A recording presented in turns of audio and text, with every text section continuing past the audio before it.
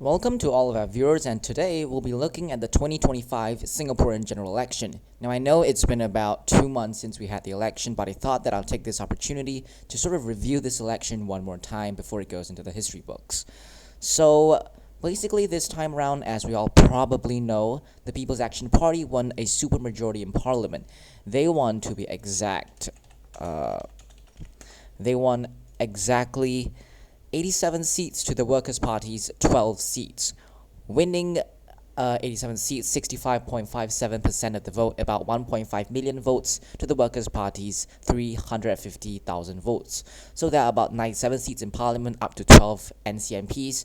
So basically, this was Lawrence Wong's first general election that he helmed. Before this, in the 2020 election, it was current Senior Minister Lee Hsien Loong who had helmed the PAP into the 2020 Singapore general election.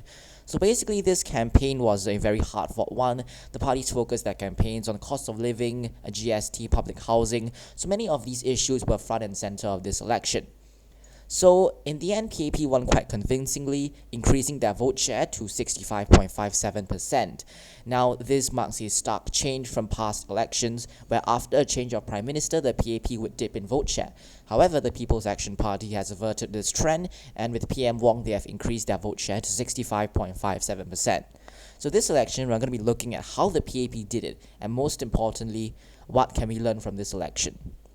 So, this time around, PAP won all constituencies except for 3 constituencies situated in northeastern Singapore. They are Aljunied GRC, which was helmed by the Leader of Opposition Pritam Singh, Hougang SMC, which is helmed by Dennis Tan, and Sengkang GRC, which is helmed by 4 Workers' Party members. So each of these constituencies, they won about 12% to 24%, so that's the margin. And in some other Workers' Party contested constituencies, such as that of Jalan Kayu SMC, you see PAP candidate and NTUC Sec Gen Ng Chee Meng defeat Workers' Party Andre Low by about 800 plus votes, which is about 2.94%. In other places, such as Tampines GRC, you see PAP-led team by Masagos Zulkifli, which is the Minister of Malay Affairs before this election, if I'm not wrong, defeat a Workers' Party team led by 5 candidates. So the PAP team won by about 52.02% to 47.37%. And furthermore, in Punggol GRC, you see a PAP team helmed by DPM Gan Kim Yong against the Workers' Party team. So basically, this whole electoral map, you see a lot of red. So the red is mainly concentrated around this area, which is the sort of central Singapore.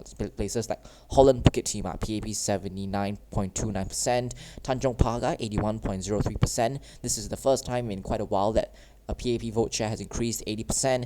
And of course, we have the highest PAP vote share this time around, Queenstown SMC 81.12%. Eric Chua versus People's Alliance for Reform. So you see that. The thing is that this time round, you see that a lot of these central constituencies, they are contested by smaller parties. Like in Holland Bukit Timah, they're contested by RDU. In Ang Mo Kio, they're contested by Singapore United Party and People's Power Party. However, in these regions, these are the Workers' Party regions, you see significantly tighter vote shares. For example, PAP 17.52% compared to PAP's 68.12% in Ang Mo Kio. Punggol GRC, Workers' Party lost by 10.35%. Tampines, Workers' Party lost by 4.65%, and in Tampines Changkat, Workers' Party lost by 12.34%. So you can see that the Workers' Party actually performed significantly better than other parties in Singapore. And if you move a bit to the west, you see West Coast Strong West GRC, the Progress Singapore Party losing quite surprisingly 60% to 40%, a team helmed by their chairman Tan Cheng Bock losing in West Coast Strong West. So you can see that there's been a lot of shifts, especially when you look at 2020. You see that there is a significantly lighter red margin. This is because the PAP performed not as well as 2025. You see close contests such as West Coast GRC. That was the PSP team. The PSP team got 48% of the vote. You see places like Sengkang. This was the newly won Sengkang. That back then they got 52.12% of the vote. And you see places like East Coast GRC, helmed by then DPM Heng Swee Kiat, winning 53.39% of the vote. So what is the difference? So if you see the swing, The swing now, these are excluding new constituencies. You see almost every single portion is red, except for a few notable mentions.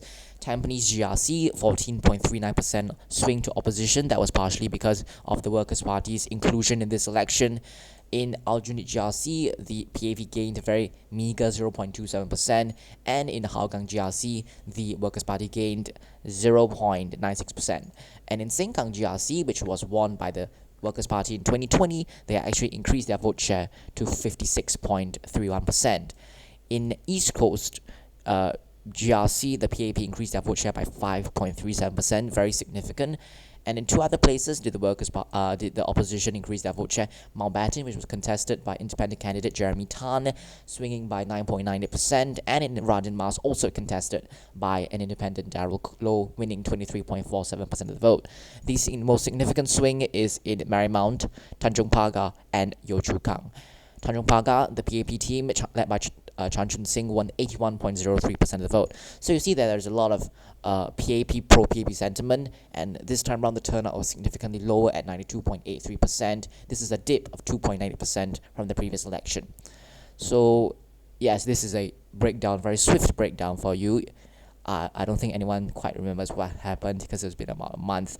So basically, this time round, the PAP teams did quite well.